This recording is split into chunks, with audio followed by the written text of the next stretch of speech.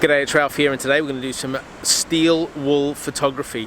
That's right, except I've already done it, but I'm going to talk you through what we did and show you some footage of how we went. So I hope you stick around. It's going to be fun. If you've never done it before, you're going to learn a lot.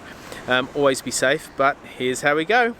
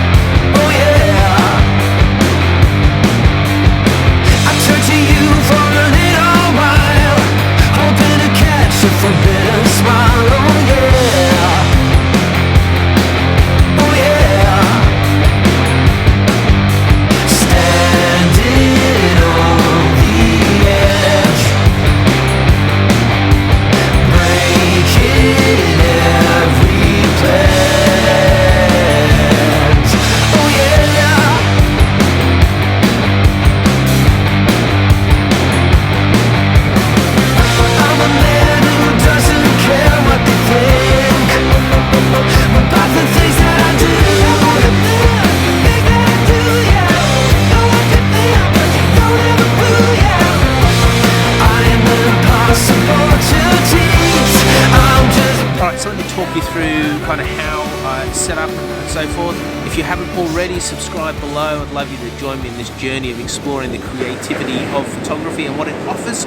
And let me just walk you through now all the different things that you need to know and have your head around in order to do steel wool photography. Dale, it was your first twirler with the whirler. How do you feel it went? Oh, I think it went pretty well. One small incident where a chain wrapped around my arm. Almost burning me, but other than that, pretty well. Oh, that's good. Looked like there were some good shots. Nice. Did you learn anything from the experience? Sure, I learned how to do steel wool spinning. Brilliant. It's not happened to me before where I've had a corrupt file, but the corrupt file, when I was on the beach explaining what I'm about to explain, has negated that section. So, just quickly, this is the gear that we use. We start with a bit of chain, bought it from a hardware store, about 1 meter long with a cheap carabiner that puts it into a handle so you can hold it. Attaches to just your old kitchen whisk. It's got to be big enough to hold the steel wool. Got a glove to put on so you don't cut your hand up or burn your hand up. Got a lighter, so what you do is you just click, click, click, light it. You use your body to shelter yourself from the wind. Once it's alight, you're away. You can also use a square battery, so one of those batteries that you just rub and it creates a circuit that creates some heat that then enables it to go. Battery's good for high wind situations. Also got safety goggles, like them on. And then the all-important steel wool, this whole thing's about. You get the finest one you can get. This is 4/0s, very thin grade. Extract it from its plastic wrapping. I usually take off about this much, pull it off, and then separate it to create air and space. This is really important if you want a really gigantic arc of fire rather than a couple of like fireballs flying off.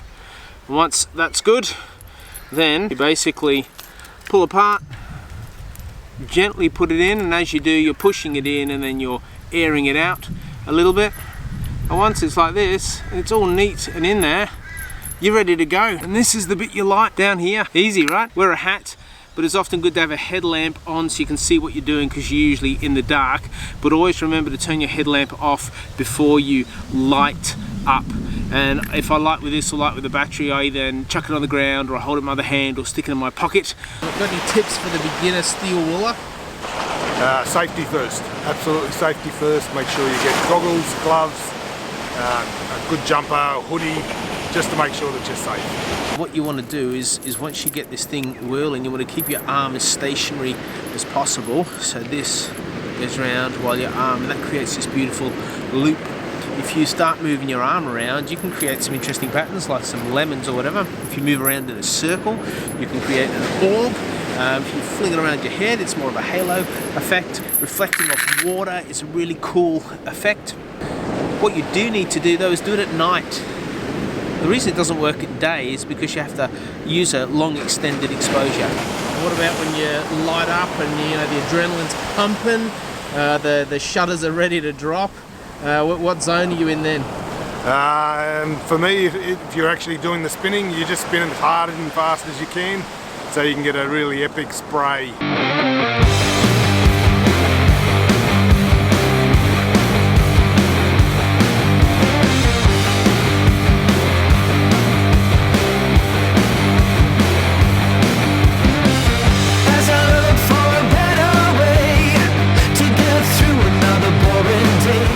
What do you do when you've run out of spark but there's a smouldering mess in the end of your whisk? Look, just slowly bring it down to the ground and make sure it's nice and extinguished, and then make sure that there's no smouldering embers in that space. Nice. And what about best settings to do it? Look, my preference is to go for about 2 to 3 seconds personally, but others can go anywhere up to 30 seconds. Just make sure you don't blow out the highlights, so you just got to make sure that you bring it down a little bit so that you get all the light captured. I shoot on an aperture of 11. It sits just really well, and you can bump up your exposure depending on the length of time that the whisk is alight. ISO of between 100 and 400. I start with 400, and depending on the light, go up or down from there. And this morning, I did it off that rock behind me. It was terrifying. Yeah, almost fell into the ocean, got absolutely drenched, but I think we got a good shot. And what about environment, places to do it? Obviously nowhere where it can burn. When you do it, you don't want to go anywhere near bush or near things that will set fire, because that is a terrifying experience if that ever happens. It has, we have been known in the past to have some issues in that space, but essentially just somewhere where you know that nothing can burn. Beach is perfect, there's water nearby, and concrete spaces, but definitely not on grass. I hope this has been fun. If you've got any questions or comments, please put them in the comments below. I'd love to interact with you there. If you enjoyed the video, give it a thumbs up. And there's future videos coming out on every Saturday morning, Monday and Thursday, on a whole range of different creative explorations of photography. I hope you enjoy them, share them with your friends, and I'll see you in the next video. Bye.